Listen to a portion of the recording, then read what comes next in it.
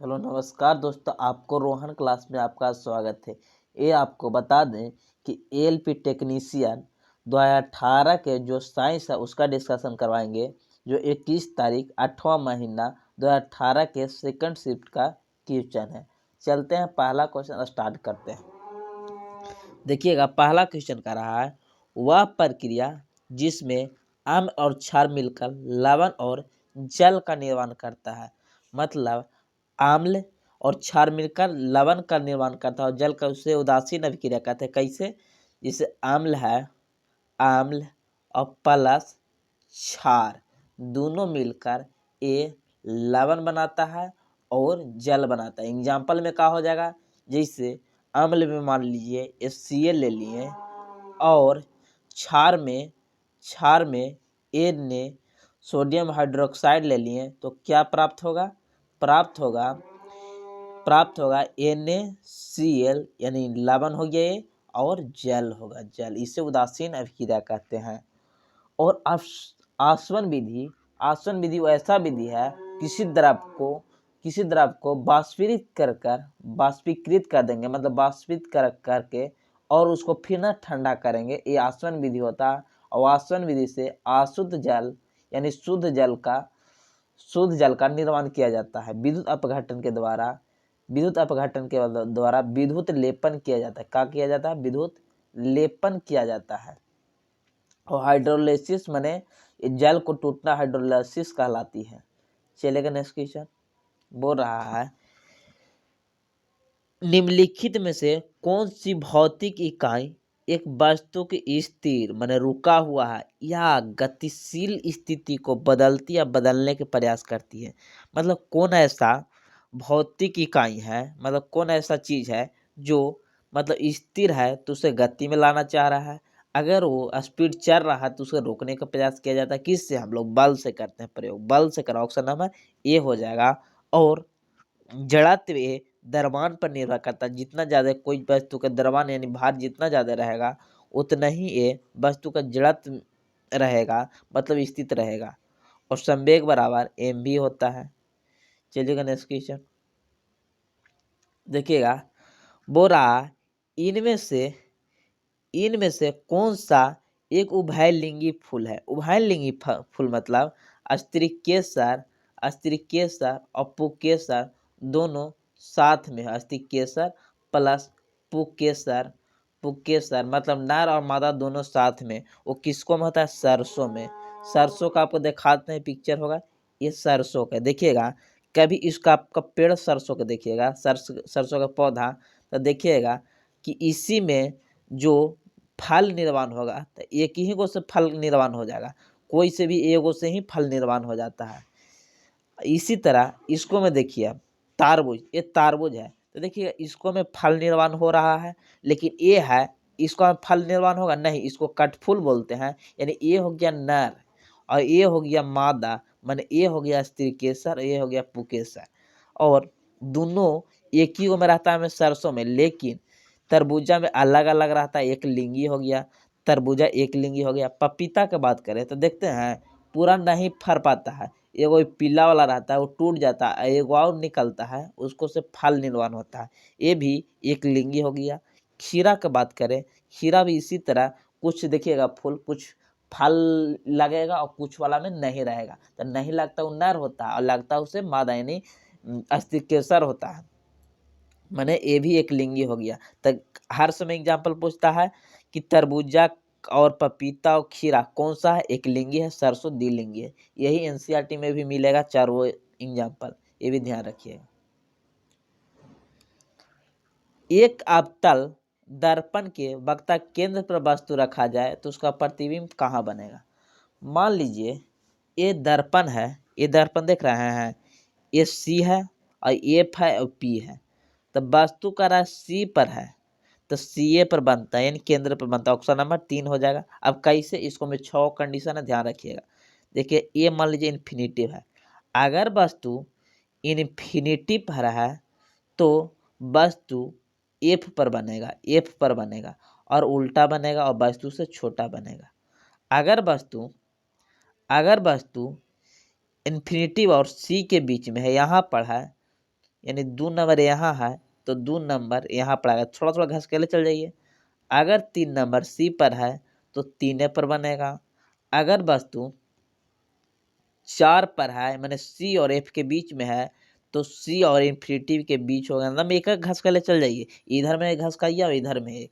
अगर यहाँ 5 पर है, यहाँ वस्तु एफ पर यानी 5 पर है तो इन्फिनिटी पर वस्तु का निर्माण होगा।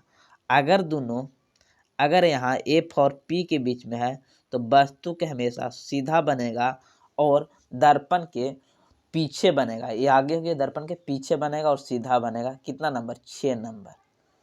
तो कौन पर है? फोकस पर। अच्छा, एक बार तक केंद्र पर वस्तु रखा है तो प्रतिबिंब कहाँ? केंद्र पर बनेगा, यानी ऑप्शन नंबर 3 हो जाएगा। गलत आंसर दिया गया है, सुधार लीजिएगा। चलिएगा नेक्स्ट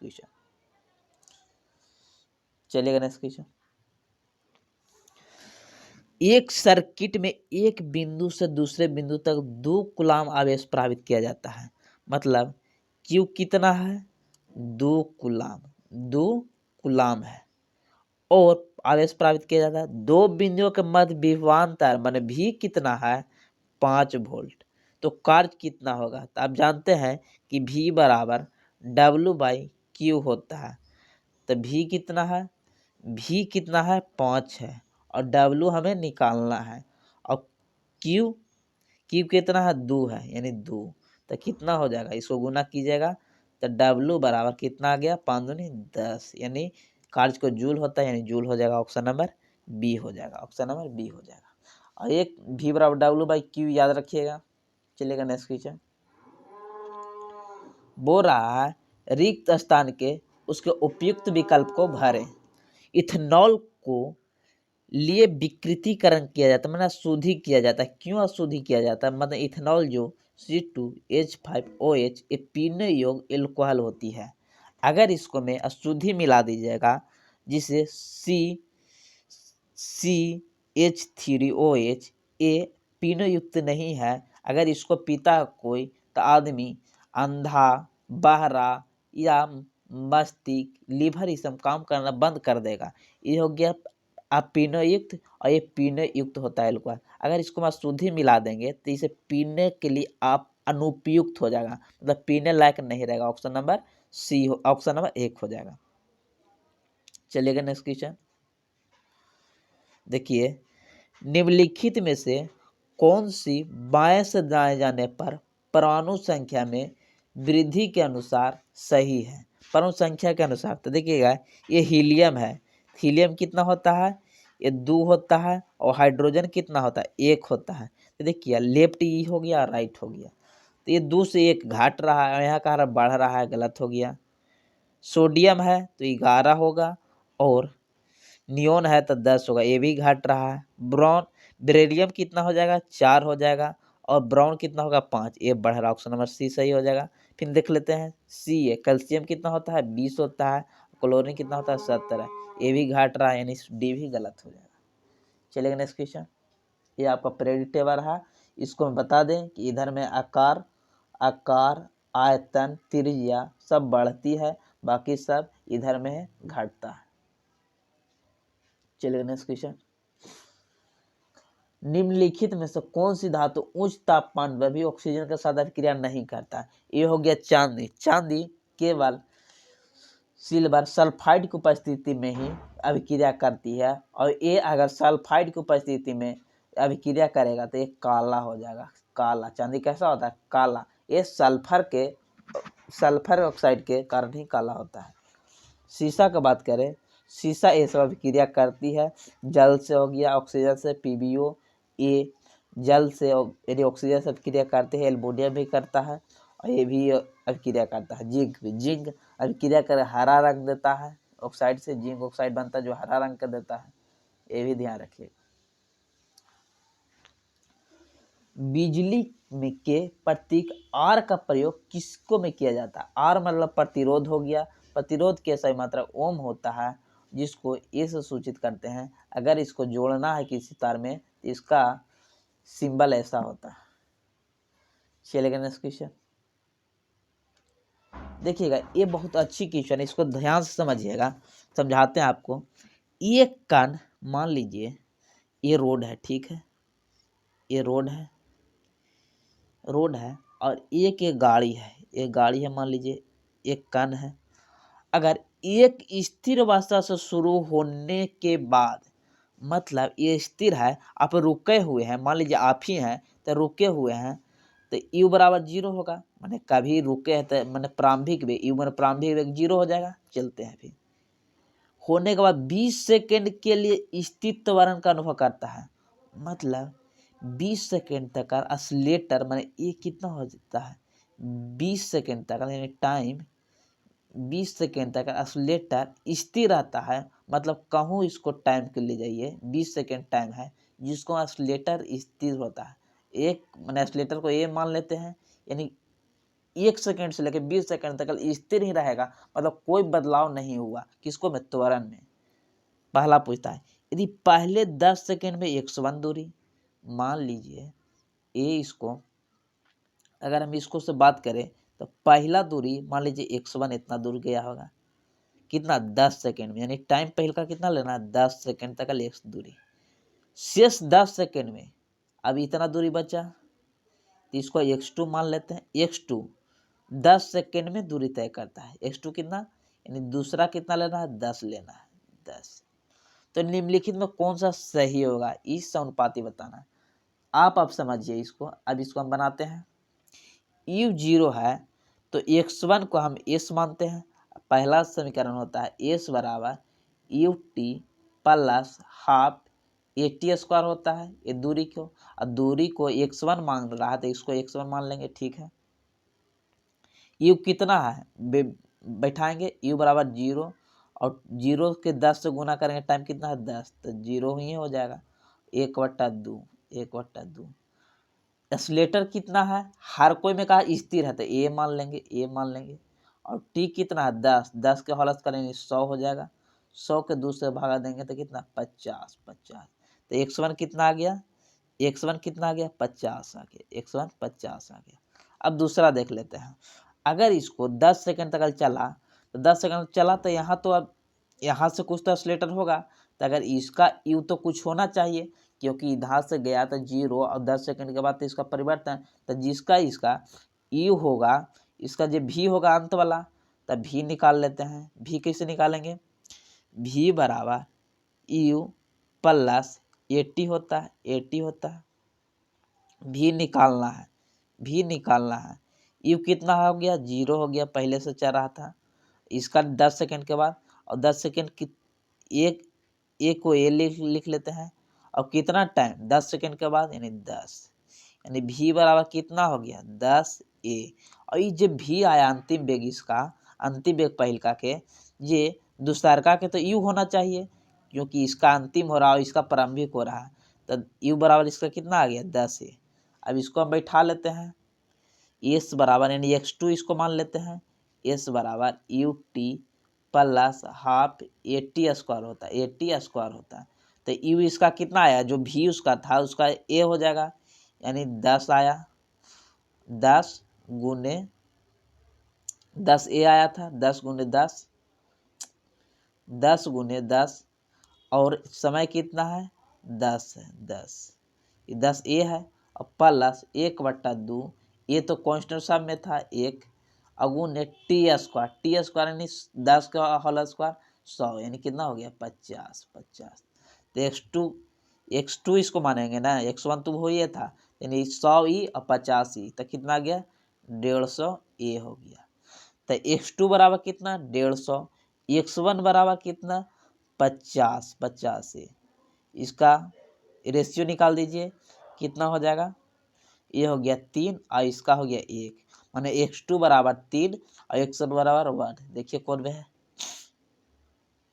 पहला नहीं होगा, दूसरा नहीं होगा।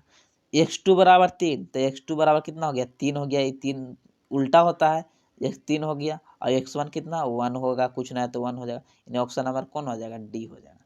उम्मीद की हो कि अच्छा लगा होगा, अगर नहीं इस समझ में आया तो एक आपको स्पेशल इसका वीडियो ही बनाएंगे एक न्यूमेरिकल का। चलिए गणेश क्वेश्चन, निम्नलिखित जानवरों में से कौन सा ट्रिप्लोब्लास्टिक नहीं है। ट्रिप्लोब्लास्टिक मतलब जिसका शरीर पर तिहरा इसको पर परत होना चाहिए, 3 गो परत इसका त्वचा में होना चाहिए। तो नहीं किसको में होता है? जेलीफिश। जेलीफिश ए इकोडर्मेटा संघ का है, जो समुद्री जीव है, जो ऐसा रहेगा, इसको में ऐसा रहेगा, ये देखिएगा इसे जाली जैसा जेली। ये इकोडर्मेटा संघ के है, जिसको में समुद्री खीरा भी आता है। और प्लनेरिया की बात करें, ये भी त्रिस्तरीय होता है, लेकिन ये ट्रिप्लास्टिक नहीं, 2 स्तरीय होता है, यानी डी प्लास्टिक भी होती है। केचुआ की बात करें, केचुआ एक एनलिडा ग्रुप के है। और एक रेरिस, ये देखिए ये आपको एस्केरिस रहेगा, एस्केरिस है जो एनलिडा ग्रुप के ये भी होता है। और प्लेनेरिया ये छोटी आंख वाला होते हैं, छोटा आंख वाला एक बहु विखंडन, इसको में बहु विखंडन पाया जाता है, बहु विखंडन होता है प्लेनेरिया में, ये भी ध्यान रखिएगा। चलिएगा नेक्स्ट क्वेश्चन। उस अंग के नाम दे जहां भ्रूण विकसित होता है। भ्रूण कहाँ विकसित होता है? गर्भाशय में।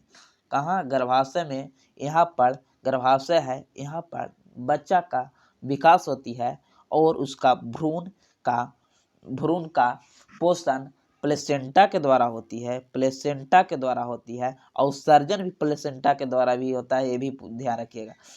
भोजन के तो सब जानते हैं प्लेसेंटा, बाकी उस सर्जन भी उसको प्लेसेंटे के द्वारा रहता होता है, ये भी ध्यान रखिएगा। ग्रुप डी एसओ का पूछा हुआ क्वेश्चन, 2022 का पूछा हुआ क्वेश्चन है। फ्लैटियन ट्यूब में यहाँ निषेचन होता है। और ये अंडाशय में अंडाणु का निर्माण होता है। चलिएगा नेक्स्ट क्वेश्चन। सल्फर का परमाणु द्रव्यमान 32 है, मतलब सल्फर है उसका परमाणु द्रव्यमान कितना है? 32। और सल्फर की 60 ग्राम में मोलों की संख्या क्या होगी? तो मोल की संख्या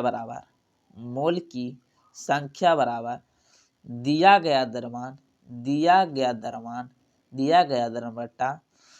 बटा सूत्र द्रव्यमान मतलब कितना उसका होता है। दिया गया द्रव्यमान कितना है? 60 है। और परमाणु द्रव्यमान सल्फर कितना, यानी सूत्र है इस सल्फर, और सल्फर कितना है? 32, यानी 1.2 लगभग 2 आएगा, क्यों 32 दूनी 64, 2 आना चाहिए, लेकिन यहाँ पर गलत दे दिया है, 0.5 नहीं आएगा, टोटल 2 आ जाएगा, लगभग 2 आना चाहिए, ये गलत दिया है, ये भी सुधार रखिएगा। इसको हम चेक कर लिए हैं, गलत दिया है, अभी चेक कर सकते हैं। आधुनिक आवर्त सारणी में किस समूह में ऐसे तत्व शामिल हो जिसको निष्क्रिय गैस के रूप में जाना था? ये है जो निष्क्रिय गैस के रूप में 18वां ग्रुप है, जिसको सुनबर्ग भी कहा जाता है। और ये आपको फ्लोरीन वाला, ये 16वां, ये हाइलोजन है। 16वां कौन है? हाइलोजन है, ये भी ध्यान रखिएगा। चलिएगा नेक्स्ट क्वेश्चन। रक्त में पाए जाने वाली शरीर में ऑक्सीजन परिवहन के लिए जिम्मेदार है। ऑक्सीजन के परिवहन के लिए हम लोग आरबीसी होता है। और आपको सब पूछेगा कि हीमोग्लोबिन में कौन सा आवेश पाया जाता है? हीमोग्लोबिन में प्लस यानी धनावेशित पाया जाता है, लेकिन रक्त एक ऋणावेशित है, नेगेटिव है, ये भी ध्यान रखिएगा। प्लेटलेट्स की बात करें, प्लेट में कुछ क्या करते हैं? जमा करते हैं, यानी प्लेटलेट्स रक्त का जमाव करता है, रक्त का जमने में मदद करता है, रक्त को जमने में मदद करता है। प्लाज्मा ये रक्त का 55% भाग है, जिसको में 90% जल होता है। और श्वेत रक्त कणिका ये प्रतिरक्षी माने एंटीबॉडी का निर्माण करता है, प्रतिरक्षी के। चलेगा नेक्स्ट क्वेश्चन। निम्न से किसकी इकाई ऊर्जा की इकाई के समान है? तो ऊर्जा के सही मात्रक जूल होता है, इसी तरह कार्य के सही मात्रक जूल होता है। शक्ति की बात करें, इसका वाट होता है, और 1 HP बराबर 746 वाट होता है, ये भी ध्यान रखिए। चलिए नेक्स्ट क्वेश्चन। पाचन के अंत में जारी ऊर्जा के रूप का कौन सा है?